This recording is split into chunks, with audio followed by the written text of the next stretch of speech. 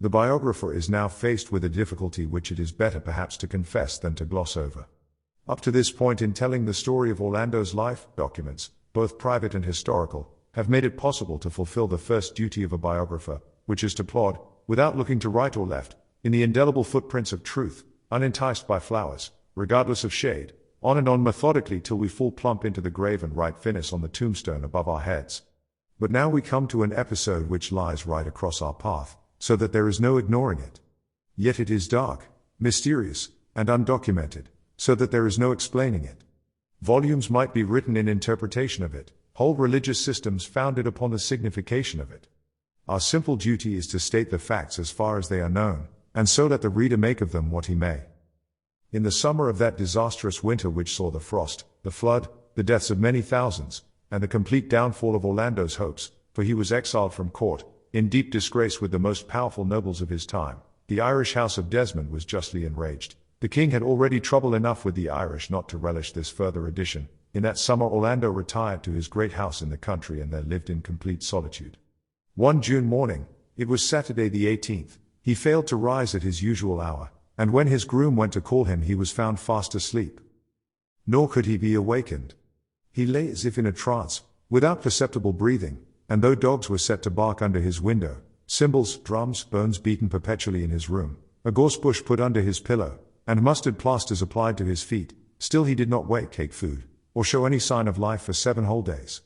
On the 7th day he woke at his usual time, 8:15, precisely, and turned the whole posse of caterwauling wives and village soothsayers out of his room, which was natural enough, but what was strange was that he showed no consciousness of any such trance, but dressed himself and sent for his horse as if he had woken from a single night's slumber.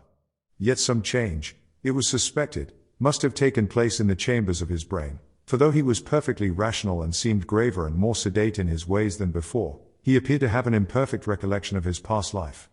He would listen when people spoke of the great frost or the skating or the carnival, but he never gave any sign, except by passing his hand across his brow as if to wipe away some cloud, of having witnessed them himself. When the events of the past 6 months were discussed, he seemed not so much distressed as puzzled, as if he were troubled by confused memories of some time long gone or were trying to recall stories told him by another. It was observed that if Russia was mentioned or princesses or ships, he would fall into a gloom of an uneasy kind and get up and look out of the window or call one of the dogs to him, or take a knife and carve a piece of cedar wood. But the doctors were hardly wiser then than they are now, and after prescribing rest and exercise, starvation and nourishment, society and solitude, that he should lie in bed all day and ride 40 miles between lunch and dinner, together with the usual sedatives and irritants, diversified, as the fancy took them, with possets of newt slobber on rising, and draughts of peacock's gall on going to bed, they left him to himself, and gave it as their opinion that he had been asleep for a week. But if sleep it was, of what nature, we can scarcely refrain from asking, are such sleeps as these? Are they remedial measures, trances in which the most galling memories, events that seem likely to cripple life forever, are brushed with a dark wing which rubs their harshness off and gilds them, even the ugliest and basest, with a lustre and incandescence? Has the finger of death to be laid on the tumult of life from time to time lest it rend us asunder? Are we so made that we have to take death in small doses daily or we could not go on with the business of living? And then what strange powers are these that penetrate our most secret ways and change our most treasured possessions without our willing it? Had Orlando, worn out by the extremity of his suffering, died for a week, and then come to life again? And if so, of what nature is death and of what nature life? Having waited well over half an hour for an answer to these questions, and none coming, let us get on with the story. Now Orlando gave himself up to a life of extreme solitude. His disgrace at court and the violence of his grief were partly the reason of it, but as he made no effort to defend himself and seldom invited anyone to visit him, though he had many friends who would willingly have done so, it appeared as if to be alone in the great house of his fathers suited his temper. Solitude was his choice. How he spent his time, nobody quite knew. The servants, of whom he kept a full retinue, though much of their business was to dust empty rooms and to smooth the coverlets of beds that were never slept in, watched, in the dark of the evening, as they sat over their cakes and ale, a light passing along the galleries, through the banqueting halls, up the staircase, into the bedrooms, and knew that their master was perambulating the house alone. None dared follow him, for the house was haunted by a great variety of ghosts, and the extent of it made it easy to lose one's way and either fall down some hidden staircase or open a door which, should the wind blow it to, would shut upon one forever, accidents of no uncommon occurrence, as the frequent discovery of the skeletons of men and animals in attitudes of great agony made evident. Then the light would be lost altogether, and Mrs. Grimsditch, the housekeeper, would say to Mr. Duper, the chaplain, how she hoped his lordship had not met with some bad accident. Mr. Duper would opine that his lordship was on his knees, no doubt, among the tombs of his ancestors in the chapel, which was in the billiard table court, half a mile away on the south side. For he had sins on his conscience, Mr. Duper was afraid, upon which Mrs. Grimsditch would retort, rather sharply, that so had most of us, and Mrs. Stukeley and Mrs. Field and old Nurse Carpenter would all raise their voices in his lordship's praise, and the grooms and the stewards would swear that it was 1,000 pities to see so fine a nobleman moping about the house when he might be hunting the fox or chasing the deer, and even the little laundry maids and scullery maids, the Judies and the Faiths, who were handing round the tankards and cakes, would pipe up their testimony to his lordship's gallantry, for never was there a kinder gentleman, or one more free with those little pieces of silver which served to buy a knot of ribbon or put a posy in one's hair, until even the blackamoor whom they called Grace Robinson by way of making a Christian woman of her, understood what they were at, and agreed that his lordship was a handsome, pleasant, darling gentleman in the only way she could, that is to say by showing all her teeth at once in a broad grin.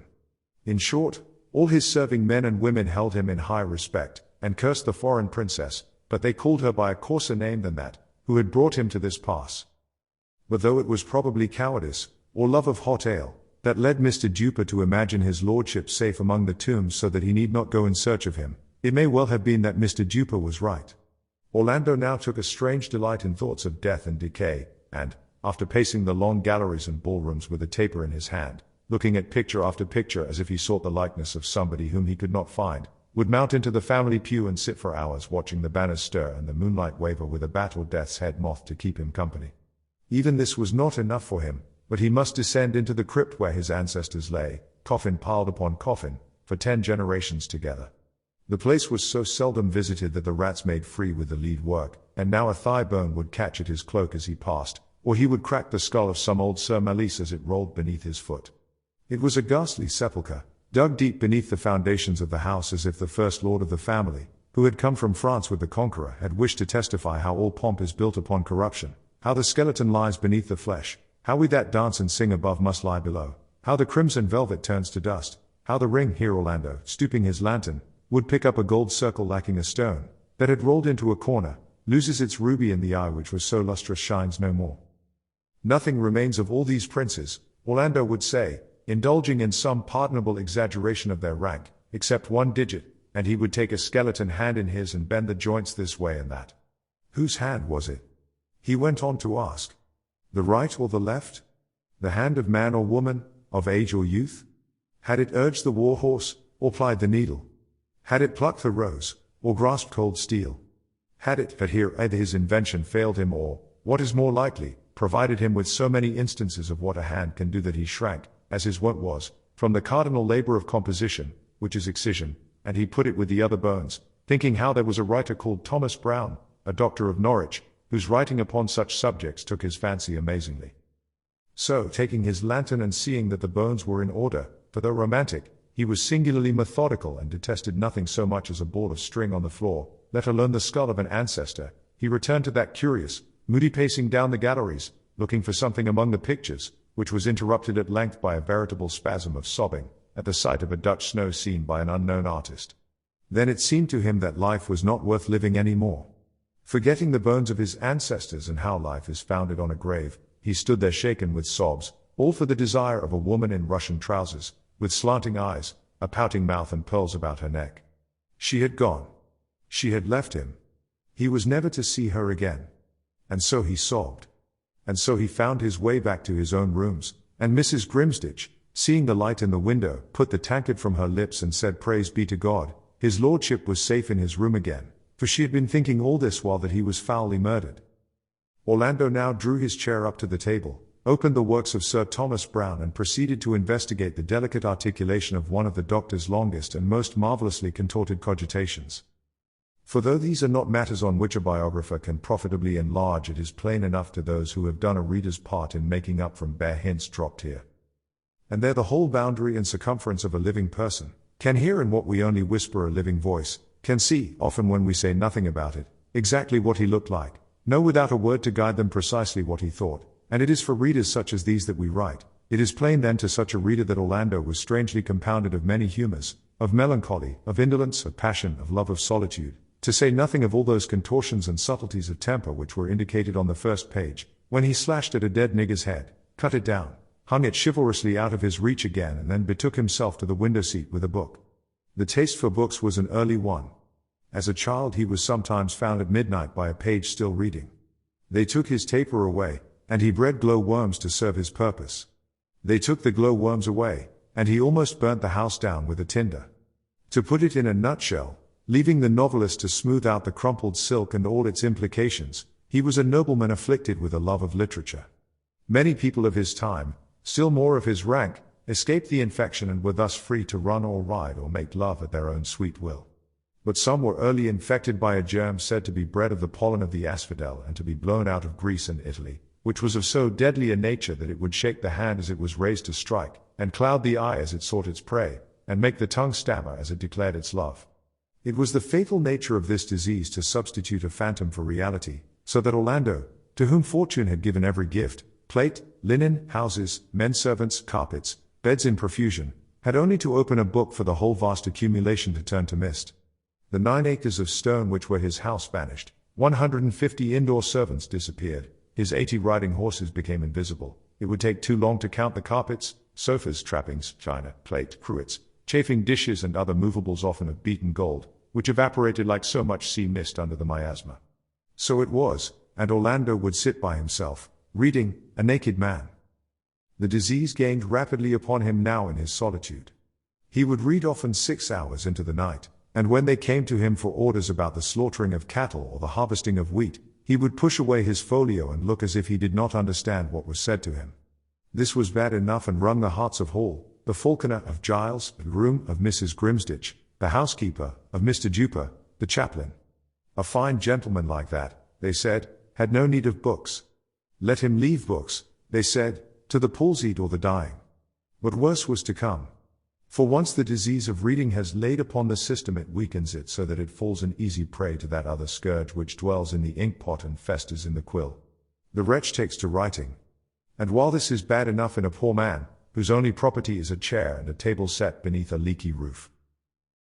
For he has not much to lose, after all, the plight of a rich man, who has houses and cattle, maidservants, asses and linen, and yet writes books, is pitiable in the extreme. The flavor of it all goes out of him, he is riddled by hot irons, gnawed by vermin. He would give every penny he has, such is the malignity of the germ, to write one little book and become famous, yet all the gold in Peru will not buy him the treasure of a well-turned line. So he falls into consumption and sickness, blows his brains out, turns his face to the wall. It matters not in what attitude they find him. He has passed through the gates of death and known the flames of hell. Happily, Orlando was of a strong constitution, and the disease, for reasons presently to be given, never broke him down as it has broken many of his peers. But he was deeply smitten with it, as the sequel shows. For when he had read for an hour or so in Sir Thomas Browne, and the bark of the stag and the call of the night watchman showed that it was the dead of night and all safe asleep, he crossed the room, took a silver key from his pocket and unlocked the doors of a great inlaid cabinet which stood in the corner. Within were some 50 drawers of cedar wood, and upon each was a paper neatly written in Orlando's hand. He paused, as if hesitating which to open. One was inscribed the death of Ajax, another the birth of Pyramus, another Iphigenia in Aulis, another the death of Hippolytus, another Meleager, another the return of Odysseus. In fact, there was scarcely a single drawer that lacked the name of some mythological personage at a crisis of his career. In each drawer lay a document of considerable size, all written over in Orlando's hand. The truth was that Orlando had been afflicted thus for many years. Never had any boy begged apples as Orlando begged paper, nor sweetmeats as he begged ink. Stealing away from talk and games, he had hidden himself behind curtains, in priests' holes, or in the cupboard behind his mother's bedroom, which had a great hole in the floor and smelt horribly of starling's dung, with an inkhorn in one hand, a pen in another, and on his knee a roll of paper. Thus had been written, before he was turned 25, some 47 plays, histories, romances, poems, some in prose, some in verse, some in French, some in Italian, all romantic, and all long. One he had printed by John Ball of the Feathers and Coronet opposite St. Paul's Cross, Cheapside, but though the sight of it gave him extreme delight, he had never dared show it even to his mother, since to write, much more to publish, was, he knew, for a nobleman an inexpiable disgrace. Now, however, that it was the dead of night and he was alone, he chose from this repository one thick document called Xenophila, a tragedy or some such title, and one thin one, called simply the oak tree. This was the only monosyllabic title among the lot, and then he approached the inkhorn, fingered the quill, and made other such passes as those addicted to this vice begin their rites with. But he paused. As this pause was of extreme significance in his history, more so, indeed, than many acts which bring men to their knees and make rivers run with blood, it behoves us to ask why he paused, and to reply, after due reflection, that it was for some such reason as this. Nature, who has played so many queer tricks upon us, making us so unequally of clay and diamonds, of rainbow and granite, and stuffed them into a case, often of the most incongruous, for the poet has a butcher's face and the butcher a poet's, nature, who delights in muddle and mystery, so that even now, the 1st of November 1927, we know not why we go upstairs, or why we come down again. Our most daily movements are like the passage of a ship on an unknown sea, and the sailors at the masthead ask, pointing their glasses to the horizon, is there land or is there none? To which, if we are prophets, we make answer yes. If we are truthful, we say no. Nature, who has so much to answer for besides the perhaps unwieldy length of this sentence, has further complicated her task and added to our confusion by providing not only a perfect ragbag of odds and ends within us, a piece of a policeman's trousers lying cheek by jowl with Queen Alexandra's wedding veil, but has contrived that the whole assortment shall be lightly stitched together by a single thread. Memory is the seamstress, and a capricious one at that. Memory runs her needle in and out, up and down, hither and thither. We know not what comes next, or what follows after. Thus, a most ordinary movement in the world, such as sitting down at a table and pulling the inkstand towards one, may agitate 1,000 odd, disconnected fragments, now bright, now dim, hanging and bobbing and dipping and flaunting, like the underlinen of a family of 14 on a line in a gale of wind. Instead of being a single, downright, bluff piece of work of which no man need feel ashamed, our commonest deeds are set about with a fluttering and flickering of wings, a rising and falling of lights. Thus it was that Orlando, dipping his pen in the ink, saw the mocking face of the lost princess and asked himself a million questions instantly which were as arrows dipped in gall. Where was she, and why had she left him? Was the ambassador her uncle or her lover? Had they plotted? Was she forced? Was she married? Was she dead? All of which so drove their venom into him that, as if to vent his agony somewhere, he plunged his quill so deep into the inkhorn that the ink spurted over the table, which act, explain it how one may, and no explanation perhaps is possible. Memory is inexplicable, at once substituted for the face of the princess a face of a very different sort. But whose was it, he asked himself? And he had to wait, perhaps half a minute, looking at the new picture which lay on top of the old, as one lantern slide is half seen through the next, before he could say to himself, this is the face of that rather fat, shabby man who sat in Twitchett's room ever so many years ago when old Queen Bess came here to dine, and I saw him, Orlando continued, catching at another of those little colored rags, sitting at the table, as I peeped in on my way downstairs, and he had the most amazing eyes, said Orlando, that ever were. But who the devil was he? Orlando asked, for here memory added to the forehead and eyes, first, a coarse, grease-stained ruffle, then a brown doublet, and finally a pair of thick boots such as citizens wear in Cheapside. Not a nobleman, not one of us, said Orlando, which he would not have said aloud, for he was the most courteous of gentlemen, but it shows what an effect noble birth has upon the mind and incidentally how difficult it is for a nobleman to be a writer, a poet, I dare say.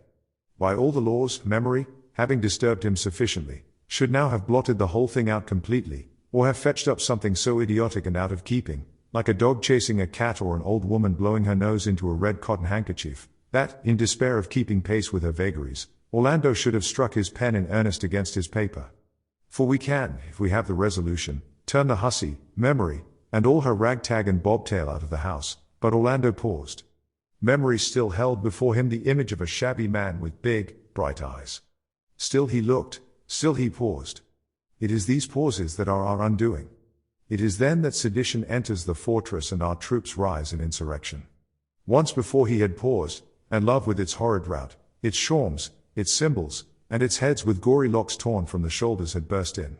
From love he had suffered the tortures of the damned. Now again he paused, and into the breach thus made, leapt ambition, the harridan, and poetry, the witch, and desire of fame, the strumpet, all joined hands and made of his heart their dancing ground. Standing upright in the solitude of his room, he vowed that he would be the first poet of his race and bring immortal luster upon his name. He said, reciting the names and exploits of his ancestors, that Sir Boris had fought and killed the Paynim, Sir Gawain, the Turk, Sir Miles, the Pole, Sir Andrew, the Frank, Sir Richard, the Austrian, Sir Jordan, the Frenchman, and Sir Herbert, the Spaniard. But of all that killing and campaigning, that drinking and love-making, that spending and hunting and riding and eating, what remained?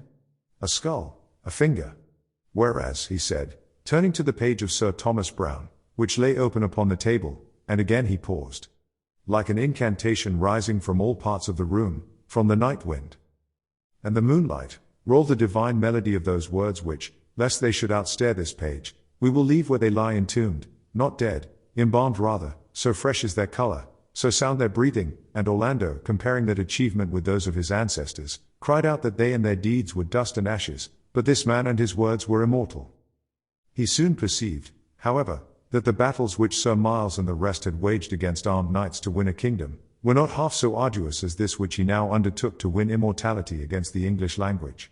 Anyone moderately familiar with the rigors of composition will not need to be told the story in detail, how he wrote and it seemed good, read and it seemed vile, corrected and tore up, cut out, put in, was in ecstasy, in despair at his good nights and bad mornings, snatched at ideas and lost them, saw his book plain before him and it vanished, acted his people's parts as he ate, mouthed them as he walked, now cried, now laughed, vacillated between this style and that, now preferred the heroic and pompous, next the plain and simple, now the vales of Tempe, then the fields of Kent or Cornwall, and could not decide whether he was the divinest genius or the greatest fool in the world.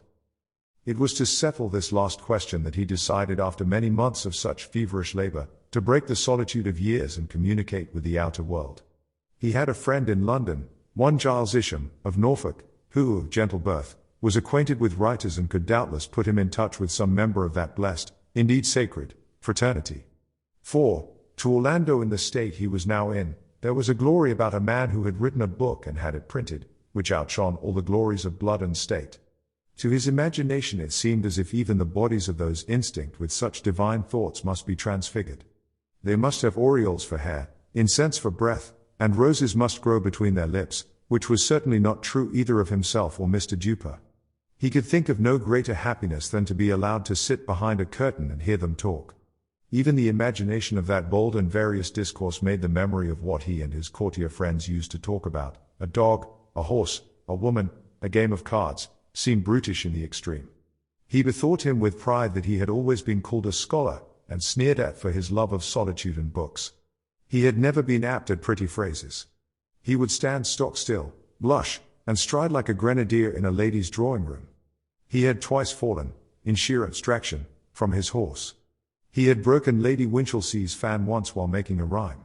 Eagerly recalling these and other instances of his unfitness for the life of society, an ineffable hope, that all the turbulence of his youth, his clumsiness, his blushes, his long walks, and his love of the country proved that he himself belonged to the sacred race rather than to the noble, was by birth a writer, rather than an aristocrat, possessed him.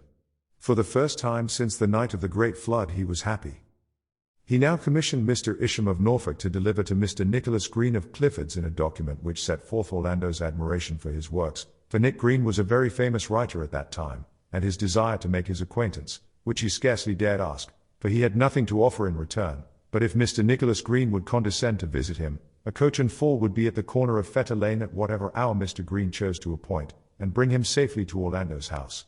One may fill up the phrases which then followed, and figure Orlando's delight. When, in no long time, Mr. Green signified his acceptance of the noble lord's invitation, took his place in the coach and was set down in the hall to the south of the main building punctually at 7 o'clock on Monday, April the 21st. Many kings, queens, and ambassadors had been received there, judges had stood there in their ermine. The loveliest ladies of the land had come there, and the sternest warriors. Banners hung there which had been at Flodden and at Agincourt. There were displayed the painted coats of arms with their lions and their leopards and their coronets. There were the long tables where the gold and silver plate was stood, and there the vast fireplaces of wrought Italian marble where nightly a whole oak tree, with its million leaves and its nests of rook and wren, was burnt to ashes. Nicholas Green, the poet, stood there now, plainly dressed in his slouched hat and black doublet, carrying in one hand a small bag. That Orlando, as he hastened to greet him, was slightly disappointed was inevitable. The poet was not above middle height, was of a mean figure, was lean and stooped somewhat, and, stumbling over the mastiff on entering, the dog bit him. Moreover, Orlando, for all his knowledge of mankind, was puzzled where to place him. There was something about him which belonged neither to servant, squire, or noble. The head with its rounded forehead and beaked nose was fine, but the chin receded. The eyes were brilliant, but the lips hung loose and slobbered. It was the expression of the face, as a whole, however, that was disquieting.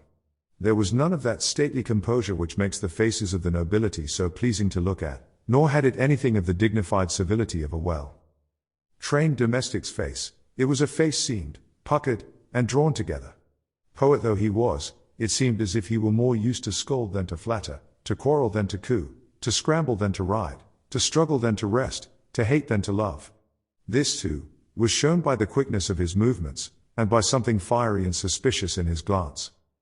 Orlando was somewhat taken aback. But they went to dinner. Here Orlando, who usually took such things for granted, was, for the first time, unaccountably ashamed of the number of his servants and of the splendor of his table. Stranger still, he bethought him with pride, for the thought was generally distasteful, of that great-grandmother Moll who had milked the cows. He was about somehow to allude to this humble woman and her milk pails, when the poet forestalled him by saying that it was odd, seeing how common the name of Green was, that the family had come over with the Conqueror and was of the highest nobility in France. Unfortunately, they had come down in the world and done little more than leave their name to the royal borough of Greenwich. Further talk of the same sort, about lost castles, coats of arms, cousins who were baronets in the north, intermarriage with noble families in the west, how some Green spelt the name with an E at the end, and others without, lasted till the venison was on the table. Then Orlando contrived to say something of Grandmother Moll and her cows, and had eased his heart a little of its burden by the time the wild fowl were before them. But it was not until the Malmsey was passing freely that Orlando dared mention what he could not help thinking a more important matter than the greens or the cows, that is to say, the sacred subject of poetry. At the first mention of the word, the poet's eyes flashed fire. He dropped the fine gentleman airs he had worn, thumped his glass on the table, and launched into one of the longest, most intricate, most passionate, and bitterest stories that Orlando had ever heard, save from the lips of a jilted woman, about a play of his, another poet, and a critic. Of the nature of poetry itself, Orlando only gathered that it was harder to sell than prose, and though the lines were shorter, took longer in the writing. So the talk went on with ramifications interminable, until Orlando ventured to hint that he had himself been so rash as to write, but here the poet leapt from his chair. A mouse had squeaked in the wainscot, he said. The truth was, he explained, that his nerves were in a state where a mouse's squeak upset them for a fortnight. Doubtless the house was full of vermin, but Orlando had not heard them. The poet then gave Orlando the full story of his health for the past 10 years or so. It had been so bad that one could only marvel that he still lived. He had had the palsy, the gout, the ague, the dropsy, and the 3 sorts of fever in succession, added to which he had an enlarged heart, a great spleen, and a diseased liver. But, above all, he had, he told Orlando, sensations in his spine which defied description. There was one knob about the third from the top which burnt like fire, another about second from the bottom which was cold as ice. Sometimes he woke with a brain like lead, at others it was as if 1,000 wax tapers were alight and people were throwing fireworks inside him. He could feel a rose leaf through his mattress, he said, and knew his way almost about London by the feel of the cobbles. Altogether he was a piece of machinery so finely made and curiously put together. Here he raised his hand as if unconsciously, and indeed it was of the finest shape imaginable, that it confounded him to think that he had only sold 500 copies of his poem, but that of course was largely due to the conspiracy against him. All he could say, he concluded, banging his fist upon the table, was that the art of poetry was dead in England. How that could be with Shakespeare, Marlowe, Ben Jonson, Browne, Donne, all now writing or just having written, Orlando, reeling off the names of his favorite heroes, could not think. Green laughed sardonically. Shakespeare, he admitted, had written some scenes that were well enough, but he had taken them chiefly from Marlowe. Marlowe was a likely boy, but what could you say of a lad who died before he was 30? As for Browne, he was for writing poetry in prose, and people soon got tired of such conceits as that. Donne was a mountebank who wrapped up his lack of meaning in hard words. The gulls were taken in, but the style would be out of fashion 12 months hence. As for Ben Jonson was a friend of his and he never spoke ill of his friends. No, he concluded, the great age of literature is past. The great age of literature was the Greek. The Elizabethan age was inferior in every respect to the Greek. In such ages men cherished a divine ambition which he might call a gloire. He pronounced it glore, so that Orlando did not at first catch his meaning. Now all young writers were in the pay of the booksellers and poured out any trash that would sell. Shakespeare was the chief offender in this way, and Shakespeare was already paying the penalty. Their own age, he said, was marked by precious conceits and wild experiments, neither of which the Greeks would have tolerated for a moment. Much though it hurt him to say it, for he loved literature as he loved his life, he could see no good in the present and had no hope for the future. Here he poured himself out another glass of wine. Orlando was shocked by these doctrines, yet could not help observing that the critic himself seemed by no means downcast. On the contrary, the more he denounced his own time, the more complacent he became. He could remember, he said, a night at the Cock Tavern in Fleet Street when Kit Marlowe was there and some others.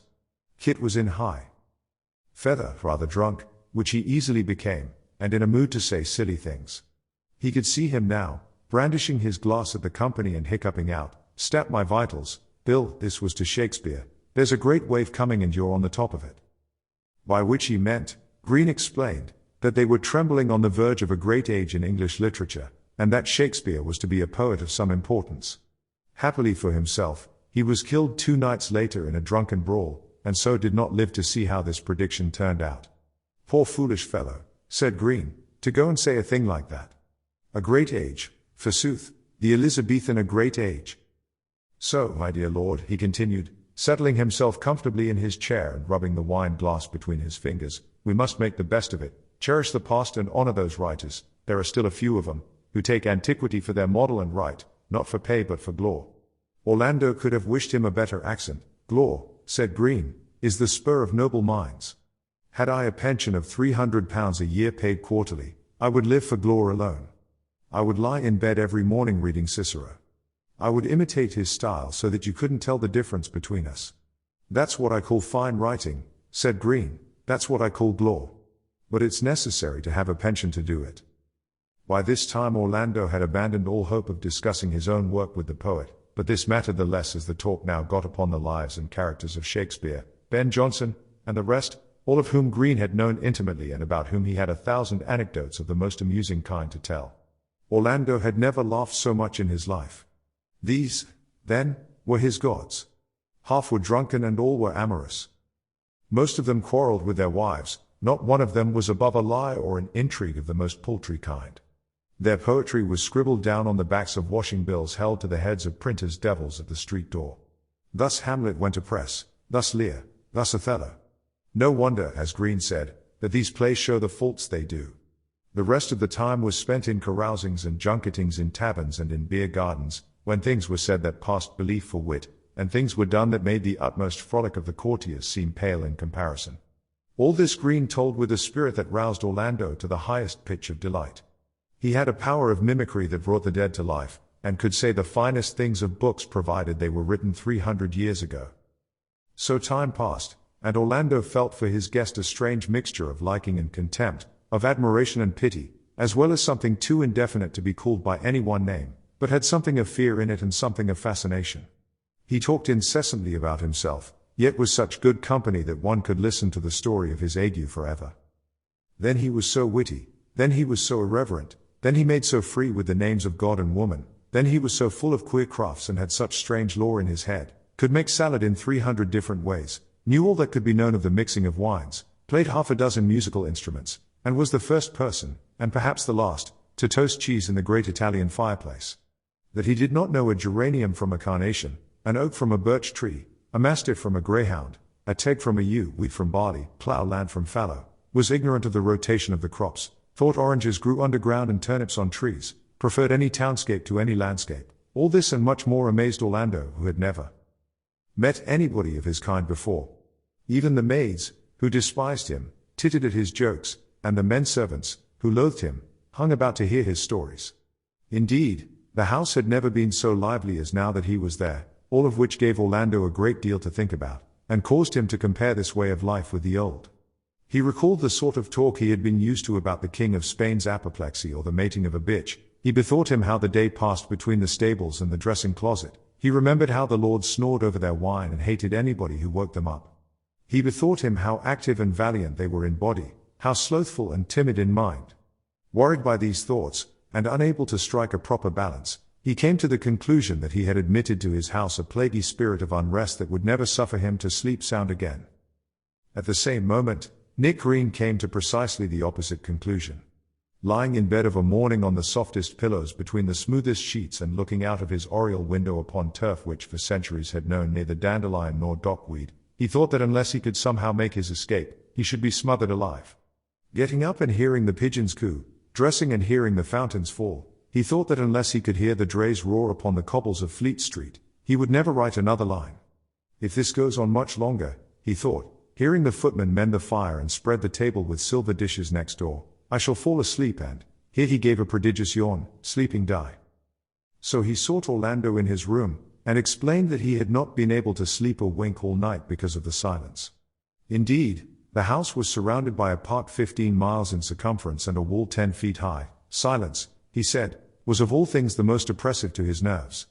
He would end his visit, by Orlando's leave, that very morning. Orlando felt some relief at this, yet also a great reluctance to let him go. The house, he thought, would seem very dull without him. On parting, for he had never yet liked to mention the subject, he had the temerity to press his play upon the death of Hercules upon the poet and ask his opinion of it. The poet took it, muttered something about Glor and Cicero, which Orlando cut short by promising to pay the pension quarterly, whereupon Green, with many protestations of affection, jumped into the coach and was gone. The great hall had never seemed so large, so splendid, or so empty as the chariot rolled away. Orlando knew that he would never have the heart to make toasted cheese in the Italian fireplace again. He would never have the wit to crack jokes about Italian pictures, never have the skill to mix punch as it should be mixed. 1,000 good quips and cranks would be lost to him. Yet what a relief to be out of the sound of that querulous voice, what a luxury to be alone once more, so he could not help reflecting, as he unloosed the mastiff which had been tied up these 6 weeks because it never saw the poet without biting him. Nick Green was set down at the corner of Fetter Lane that same afternoon, and found things going on much as he had left them. Mrs. Green, that is to say, was giving birth to a baby in one room, Tom Fletcher was drinking gin in another. Books were tumbled all about the floor, dinner, such as it was set on a dressing table where the children had been making mud pies. But this, Green felt, was the atmosphere for writing. Here he could write, and write he did. The subject was made for him. A noble lord at home. A visit to a nobleman in the country. His new poem was to have some such title as that. Seizing the pen with which his little boy was tickling the cat's ears, and dipping it in the egg cup which served for inkpot, Green dashed off a very spirited satire there and then. It was so done to a turn that no one could doubt that the young lord who was roasted was Orlando. His most private sayings and doings, his enthusiasms and folly, down to the very color of his hair and the foreign way he had of rolling his R's, were there to the life.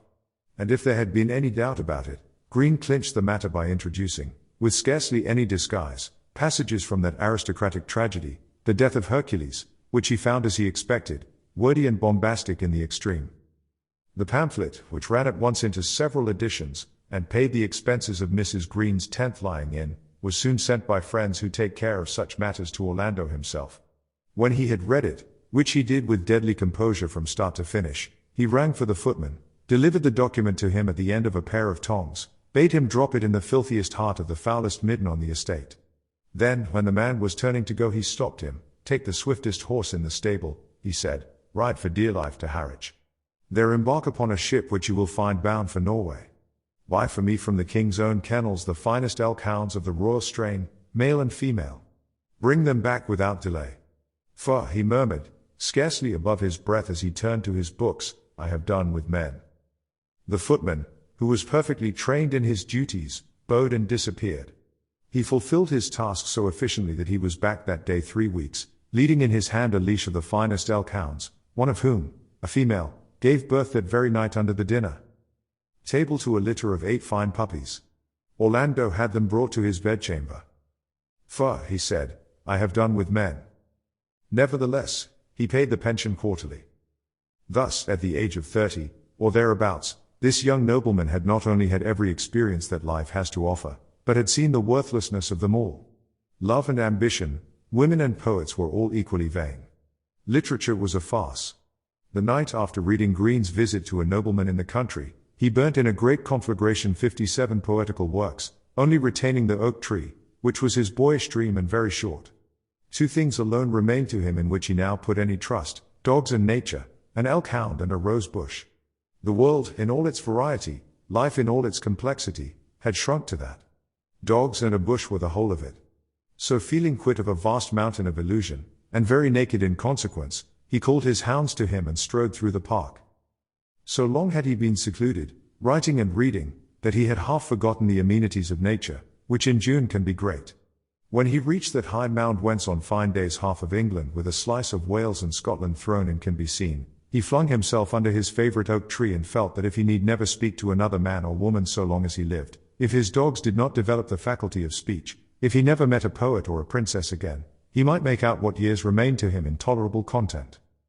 Here he came then, day after day, week after week, month after month, year after year. He saw the beech trees turn golden and the young ferns unfurl. He saw the moon sickle and then circular. He saw, but probably the reader can imagine the passage which should follow, and how every tree and plant in the neighborhood is described first green, then golden, how moons rise and suns set, how spring follows winter and autumn summer, how night succeeds day and day night, how there is first a storm and then fine weather, how things remain much as they are for 200 or 300 years or so, except for a little dust and a few cobwebs which one old woman can sweep up in half an hour, a conclusion which, one cannot help feeling, might have been reached more quickly by the simple statement that time passed. Here the exact amount could be indicated in brackets, and nothing whatever happened. But time, unfortunately, though it makes animals and vegetables bloom and fade with amazing punctuality, has no such simple effect upon the mind of man. The mind of man, moreover, works with equal strangeness upon the body of time. An hour, once it lodges in the queer element of the human spirit, may be stretched to 50 or 100 times its clock length. On the other hand, an hour may be accurately represented on the timepiece of the mind by 1 second. This extraordinary discrepancy between time on the clock and time in the mind is less known than it should be and deserves fuller investigation. But the biographer, whose interests are, as we have said, highly restricted, must confine himself to one simple statement: when a man has reached the age of 30, as Orlando now had, time when he is thinking becomes inordinately long, time when he is doing becomes inordinately short. Thus Orlando gave his orders and did the business of his vast estates in a flash, but directly he was alone on the mound under the oak tree, the seconds began to round and fill until it seemed as if they would never fall. They filled themselves, moreover, with the strangest variety of objects. For not only did he find himself confronted by problems which have puzzled the wisest of men, such as what is love? What friendship? What truth? But directly he came to think about them, his whole past, which seemed to him of extreme length and variety, rushed into the falling second, swelled it 12 times its natural size, colored it 1,000 tints, and filled it with all the odds and ends in the universe. In such thinking, or by whatever name it should be called, he spent months and years of his life. It would be no exaggeration to say that he would go out after breakfast a man of 30 and come home to dinner a man of 55 at least. Some weeks added a century to his age, others no more than 3 seconds at most. Altogether, the task of estimating the length of human life, of the animals we presume not to speak, is beyond our capacity, for directly we say that it is ages long, we are reminded that it is briefer than the fall of a rose leaf to the ground. Of the two forces which alternately, and what is more confusing still, at the same moment, dominate our unfortunate numbskulls, brevity and diuturnity. Orlando was sometimes under the influence of the elephant-footed deity, then of the gnat-winged fly. Life seemed to him of prodigious length. Yet even so, it went like a flash. But even when it stretched longest and the moments swelled biggest and he seemed to wander alone in deserts of vast eternity, there was no time for the smoothing out and deciphering of those scored parchments which 30 years among men and women had rolled tight in his heart and brain. Long before he had done thinking about love, the oak tree had put forth its leaves and shaken them to the ground 12 times in the process. Ambition would jostle it off the field, to be replaced by friendship or literature. And as the first question had not been settled, what is love? Back it would come at the least provocation or none, and hustle books or metaphors of what one lives for into the margin, there to wait till they saw their chance to rush into the field again. What made the process still longer was that it was profusely illustrated, not only with pictures, as that of old Queen Elizabeth, laid on her tapestry couch in rose-colored brocade with an ivory snuff-box in her hand and a gold-hilted sword by her side, but with sense, she was strongly perfumed, and with sounds. The stags were barking in Richmond Park that winter's day. And so, the thought of love would be all ambered over with snow and winter, with log fires burning, with Russian women, gold swords, and the bark of stags, with old King James's slobbering and fireworks and sacks of treasure in the holds of Elizabethan sailing ships. Every single thing, once he tried to dislodge it from its place in his mind, he found thus cumbered with other matter like the lump of glass which, after a year at the bottom of the sea, is grown about with bones and dragonflies, and coins and the tresses of drowned women. Another metaphor by Jupiter. He would exclaim as he said this, which will show the disorderly and circuitous way in which his mind worked and explain why the oak tree flowered and faded so often before he came to any conclusion about love. And what's the point of it? He would ask himself. Why not say simply in so many words, and then he would try to think for half an hour, or was it 2 years and a half? How to say simply in so many words what love is. A figure like that is manifestly untruthful, he argued, for no dragonfly, unless under very exceptional circumstances, could live at the bottom of the sea. And if literature is not the bride and bedfellow of truth, what is she? Confound it all, he cried, why say bedfellow when one's already said bride? Why not simply say what one means and leave it? So then he tried saying the grass is green and the sky is blue, and so to propitiate the austere spirit of poetry whom still, though at a great distance, he could not help reverencing. The sky is blue, he said, the grass is green. Looking up, he saw that, on the contrary, the sky is like the veils which 1,000 Madonnas have let fall from their hair, and the grass fleets and darkens like a flight of girls fleeing the embraces of hairy satyrs from enchanted woods. Upon my word, he said, for he had fallen into the bad habit of speaking aloud, I don't see that one's more true than another. Both are utterly false. And he despaired of being able to solve the problem of what poetry is and what truth is, and fell into a deep dejection. And here we may profit by a pause in his soliloquy to reflect how odd it was to see Orlando stretched there on his elbow on a June day, and to reflect that this fine fellow with all his faculties about him and a healthy body, witness cheeks and limbs, a man who never thought twice about heading a charge or fighting a duel, should be so subject to the lethargy of thought, and rendered so susceptible by it, that when it came to a question of poetry, or his own competence in it, he was as shy as a little girl behind her mother's cottage door. In our belief, Green's ridicule of his tragedy hurt him as much as the princess's ridicule of his love. But to return. Orlando went on thinking. He kept looking at the grass and at the sky and trying to bethink him what a true poet, who has his verses published in London, would say about them. Memory, meanwhile, whose habits have already been described, kept steady before his eyes the face of Nicholas Green, as if that sardonic loose-lipped man, treacherous as he had proved himself, were the muse in person, and it was to him that Orlando must do homage. So Orlando, that summer morning, offered him a variety of phrases, some plain, others figured, and Nick Green kept shaking his head and sneering and muttering something about Blore and Cicero and the death of poetry in our time. At length, starting to his feet, it was now winter and very cold, Orlando swore one of the most remarkable oaths of his lifetime, for it bound him to a servitude than which none is stricter. I'll be blasted, he said, if I ever write another word, or try to write another word, to please Nick Green or the Muse. Bad, good, or indifferent, I'll write, from this day forward, to please myself. And here he made as if he were tearing a whole budget of papers across and tossing them in the face of that sneering loose-lipped man. Upon which, as a cur ducks if you stoop to shy a stone at him, memory ducked her effigy of Nick Green out of sight, and substituted for it nothing whatever. But Orlando, all the same, went on thinking. He had indeed much to think of. For when he tore the parchment across, he tore, in one rending, the scrolloping, emblazoned scroll which he had made out in his own favor in the solitude of his room, appointing himself, as the king appoints ambassadors, the first poet of his race, the first writer of his age, conferring eternal immortality upon his soul and granting his body a grave among laurels and the intangible banners of a people's reverence perpetually. Eloquent as this all was, he now tore it up and threw it in the dustbin. Fame, he said, is like, and since there was no Nick Green to stop him, he went on to revel in images of which we will choose only one or two of the quietest: a braided coat which hampers the limbs, a jacket of silver which curbs the heart, a painted shield which covers a scarecrow, etc., etc. The pith of his phrases was that while fame impedes and constricts, obscurity wraps about a man like a mist. Obscurity is dark, ample, and free.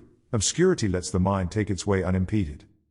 Over the obscure man is poured the merciful suffusion of darkness.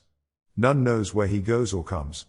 He may seek the truth and speak it. He alone is free. He alone is truthful. He alone is at peace. And so he sank into a quiet mood, under the oak tree, the hardness of whose roots, exposed above the ground, seemed to him rather comfortable than otherwise. Sunk for a long time in profound thoughts as to the value of obscurity, and the delight of having no name, but being like a wave which returns to the deep body of the sea, thinking how obscurity rids the mind of the irk of envy and spite, how it sets running in the veins the free waters of generosity and magnanimity, and allows giving and taking without thanks offered or praise given, which must have been the way of all great poets, he supposed, though his knowledge of Greek was not enough to bear him out, for, he thought, Shakespeare must have written like that, and the church builders built like that, anonymously, needing no thanking or naming, but only their work in the daytime and a little ale perhaps at night. What an admirable life this is, he thought, stretching his limbs out under the oak tree. And why not enjoy it this very moment? The thought struck him like a bullet. Ambition dropped like a plummet. Rid of the heartburn of rejected love, and of vanity rebuked, and all the other stings and pricks which the nettlebed of life had burnt upon him when ambitious of fame, but could no longer inflict upon one careless of glory, he opened his eyes, which had been wide open all the time, but had seen only thoughts, and saw, lying in the hollow beneath him, his house. There it lay in the early sunshine of spring. It looked a town rather than a house, but a town built, not hither and thither, as this man wished or that, but circumspectly, by a single architect with one idea in his head. Courts and buildings, grey, red, plum colour, lay orderly and symmetrical. The courts were some of them oblong and some square. In this was a fountain, in that a statue. The buildings were some of them low, some pointed. Here was a chapel, there a belfry. Spaces of the greenest grass lay in between, and clumps of cedar trees and beds of bright flowers. All were clasped, yet so well set out was it that it seemed that every part had room to spread itself fittingly, by the roll of a massive wall, while smoke from innumerable chimneys curled perpetually into the air. This vast, yet ordered building, which could house 1,000 men and perhaps 2,000 horses, was built, Orlando thought, by workmen whose names are unknown. Here have lived, for more centuries than I can count, the obscure generations of my own obscure family. Not one of these Richards, Johns, Annes, Elizabeths has left a token of himself behind him, yet all, working together with their spades and their needles, their love-making and their childbearing, have left this. Never had the house looked more noble and humane. Why, then, had he wished to raise himself above them? For it seemed vain and arrogant in the extreme to try to better that anonymous work of creation, the labors of those vanished hands. Better was it to go unknown and leave behind you an arch, a potting shed, a wall where peaches ripen, than to burn like a meteor and leave no dust. For after all, he said, kindling as he looked at the great house on the greensward below, the unknown lords and ladies who lived there never forgot to set aside something for those who come after, for the roof that will leak, for the tree that will fall. There was always a warm corner for the old shepherd in the kitchen, always food for the hungry, always their goblets were polished, though they lay sick, and their windows were lit though they lay dying. Lords though they were content to go down into obscurity with the mole-catcher and the stone-mason. Obscure noblemen, forgotten builders, thus he apostrophized them with a warmth that entirely gainsaid such critics as called him cold, indifferent, slothful, the truth being that equality often lies just on the other side of the wall from where we seek it. Thus he apostrophized his house and race in terms of the most moving eloquence, but when it came to the peroration, and what is eloquence that lacks a peroration? He fumbled. He would have liked to have ended with a flourish to the effect that he would follow in their footsteps and add another stone to their building. Since, however, the building already covered 9 acres, to add even a single stone seemed superfluous. Could one mention furniture in a peroration? Could one speak of chairs and tables and mats to lie beside people's beds? For whatever the peroration wanted, that was what the house stood in need of. Leaving his speech unfinished for the moment, he strode downhill again, resolved henceforward to devote himself to the furnishing of the mansion. The news that she was to attend him instantly brought tears to the eyes of good old Mrs. Grimsditch, now grown somewhat old. Together they perambulated the house. The towel horse in the king's bedroom, and that was King Jamie, my lord, she said, hinting that it was many a day since a king had slept under their roof, but the odious Parliament days were over and there was now a crown in England again, lacked a leg. There were no stands to the ewers in the little closet leading into the waiting room of the Duchess's page. Mr. Green had made a stain on the carpet with his nasty pipe smoking, which she and Judy, for all their scrubbing, had never been able to wash out. Indeed, when Orlando came to reckon up the matter of furnishing with rosewood chairs and cedarwood cabinets, with silver basins, china bowls, and Persian carpets, every one of the 365 bedrooms which the house contained, he saw that it would be no light one, and if some thousands of pounds of his estate remained over, these would do little more than hang a few galleries with tapestry, set the dining hall with fine, carved chairs and provide mirrors of solid silver and chairs of the same metal, for which he had an inordinate passion, for the furnishing of the royal bedchambers. He now set to work in earnest, as we can prove beyond a doubt if we look at his ledgers. Let us glance at an inventory of what he bought at this time, with the expenses totted up in the margin, but these we omit. To 50 pairs of Spanish blankets, ditto curtains of crimson and white taffeta, the valance to them of white satin embroidered with crimson and white silk. To 70 yellow satin chairs and 60 stools, suitable with their buckram covers to them all. To 67 walnut tree tables. To 17 dozen boxes containing each dozen 5 dozen of Venice glasses. To 102 mats, each 30 yards long. To 97 cushions of crimson damask laid with silver parchment lace and footstools of cloth of tissue and chairs suitable. To 50 branches for a dozen lights apiece. Already, it is an effect lists have upon us, we are beginning to yawn. But if we stop, it is only that the catalogue is tedious, not that it is finished. There are 99 pages more of it and the total sum disbursed ran into many thousands, that is to say millions of our money. And if his day was spent like this, at night again, Lord Orlando might be found reckoning out what it would cost to level 1,000,000 molehills, if the men were paid 10p an hour, and again, how many hundredweight of nails at 5p halfpenny a gill were needed to repair the fence round the park, which was 15 miles in circumference. And so on and so on. The tale, we say, is tedious, for one cupboard is much like another, and one molehill not much different from 1,000,000. Some pleasant journeys it cost him, and some fine adventures. As, for instance, when he set a whole city of blind women near Bruges to stitch hangings for a silver canopied bed, and the story of his adventure with a Moor in Venice of whom he bought, but only at the sword's point, his lacquered cabinet, might, in other hands, prove worth the telling. Nor did the work lack variety, for here would come, drawn by teams from Sussex, great trees, to be sawn across and laid along the gallery for flooring, and then a chest from Persia, stuffed with wool and sawdust, from which, at last, he would take a single plate, or one topaz ring. At length, however, there was no room in the galleries for another table, no room on the tables for another cabinet, no room in the cabinet for another rose bowl, no room in the bowl for another handful of potpourri, there was no room for anything anywhere, in short the house was furnished.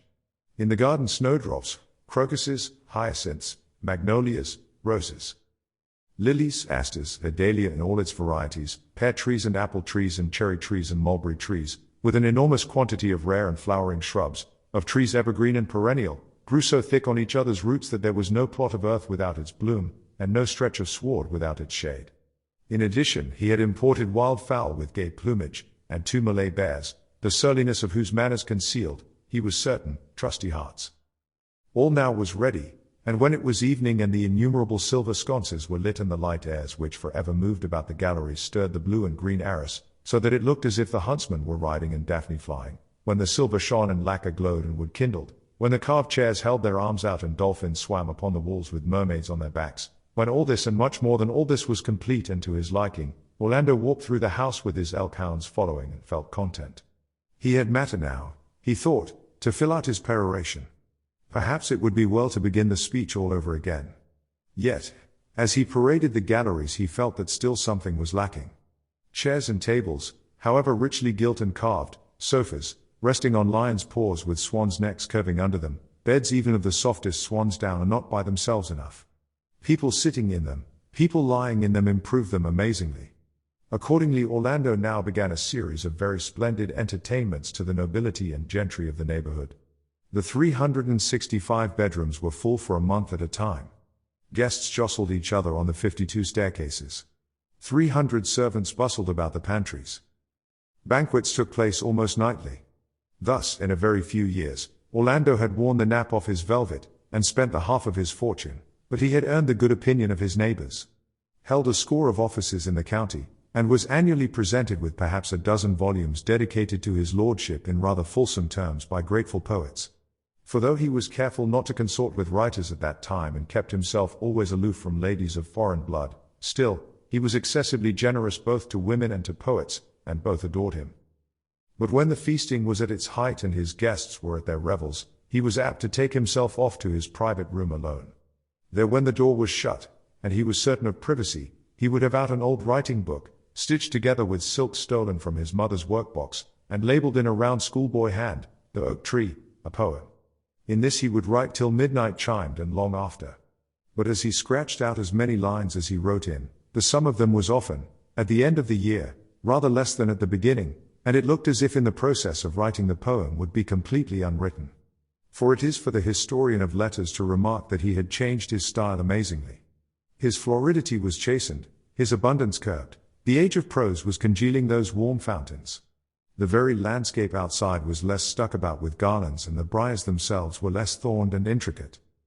Perhaps the senses were a little duller, and honey and cream less seductive to the palate. Also that the streets were better drained and the houses better lit had its effect upon the style, it cannot be doubted. One day he was adding a line or two with enormous labor to the Oak Tree, a Poem, when a shadow crossed the tail of his eye. It was no shadow, he soon saw, but the figure of a very tall lady in riding hood and mantle crossing the quadrangle on which his room looked out. As this was the most private of the courts, and the lady was a stranger to him, Orlando marveled how she had got there. 3 days later the same apparition appeared again, and on Wednesday noon appeared once more. This time, Orlando was determined to follow her, nor apparently was she afraid to be found, for she slackened her steps as he came up and looked him full in the face. Any other woman thus caught in a lord's private grounds would have been afraid. Any other woman with that face, headdress, and aspect would have thrown her mantilla across her shoulders to hide it. For this lady resembled nothing so much as a hare startled, but obdurate, a hare whose timidity is overcome by an immense and foolish audacity, a hare that sits upright and glowers at its pursuer with great, bulging eyes, with ears erect but quivering, with nose pointed, but twitching. This hare, moreover, was 6 feet high and wore a headdress into the bargain of some antiquated kind which made her look still taller. Thus confronted, she stared at Orlando with a stare in which timidity and audacity were most strangely combined. First, she asked him, with a proper, but somewhat clumsy curtsy, to forgive her intrusion.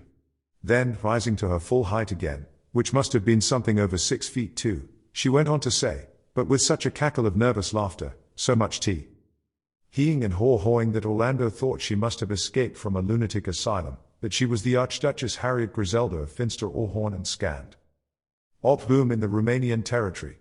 She desired above all things to make his acquaintance, she said.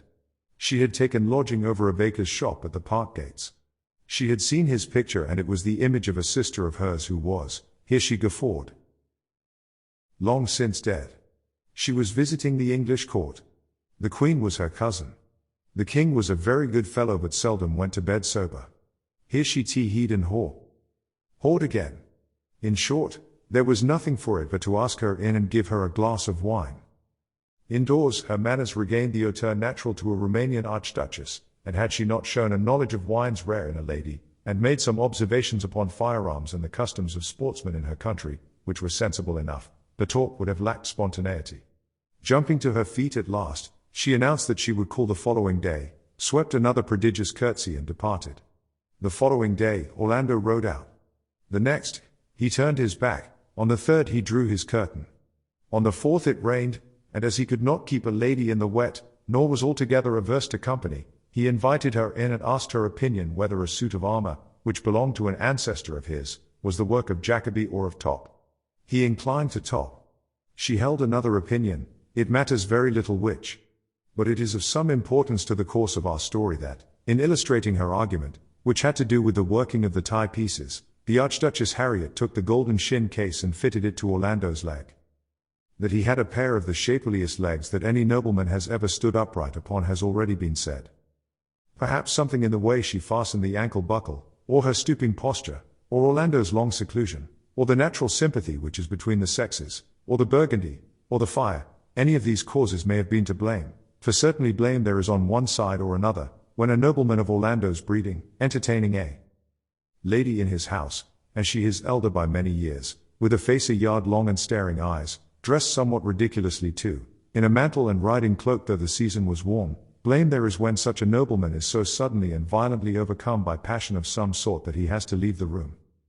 But what sort of passion, it may well be asked, could this be? And the answer is double-faced as love herself. For love, but leaving love out of the argument for a moment, the actual event was this. When the Archduchess Harriet Griselda stooped to fasten the buckle, Orlando heard, suddenly and unaccountably, far off the beating of love's wings. The distant stir of that soft plumage roused in him 1,000 memories of rushing waters, of loveliness in the snow and faithlessness in the flood, and the sound came nearer, and he blushed and trembled, and he was moved as he had thought never to be moved again, and he was ready to raise his hands and let the bird of beauty alight upon his shoulders, when, horror! A creaking sound like that the crows make tumbling over the trees began to reverberate. The air seemed dark with coarse black wings, voices croaked, bits of straw, twigs, and feathers dropped, and there pitched down upon his shoulders the heaviest and foulest of the birds, which is the vulture. Thus he rushed from the room and sent the footman to see the Archduchess Harriet to her carriage. For love, to which we may now return, has two faces, one white, the other black, two bodies, one smooth, the other hairy. It has 2 hands, 2 feet, 2 nails, 2, indeed, of every member, and each one is the exact opposite of the other. Yet so strictly are they joined together that you cannot separate them. In this case, Orlando's love began her flight towards him with her white face turned, and her smooth and lovely body outwards. Nearer and nearer she came, wafting before her airs of pure delight. All of a sudden, at the sight of the Archduchess presumably, she wheeled about, turned the other way round, showed herself black, hairy, brutish, and it was Lust the vulture, not Love, bird of paradise, that flopped, foully and disgustingly, upon his shoulders. Hence he ran, hence he fetched the footman. But the harpy is not so easily banished as all that. Not only did the Archduchess continue to lodge at the baker's, but Orlando was haunted every day and night by phantoms of the foulest kind. Vainly, it seemed, had he furnished his house with silver and hung the walls with arras, when at any moment a dung-bedraggled fowl could settle upon his writing table. There she was, flopping about among the chairs. He saw her waddling ungracefully across the galleries. Now she perched, top-heavy upon a fire-screen. When he chased her out, back she came and pecked at the glass till she broke it. Thus realizing that his home was uninhabitable, and that steps must be taken to end the matter instantly, he did what any other young man would have done in his place, and asked King Charles to send him as ambassador extraordinary to Constantinople. The king was walking in Whitehall. Nell Gwynn was on his arm. She was pelting him with hazel nuts. 'Twas 1,000 pities, that amorous lady sighed, that such a pair of legs should leave the country. Howbeit, the fates were hard, she could do no more than toss one kiss over her shoulder before Orlando sailed.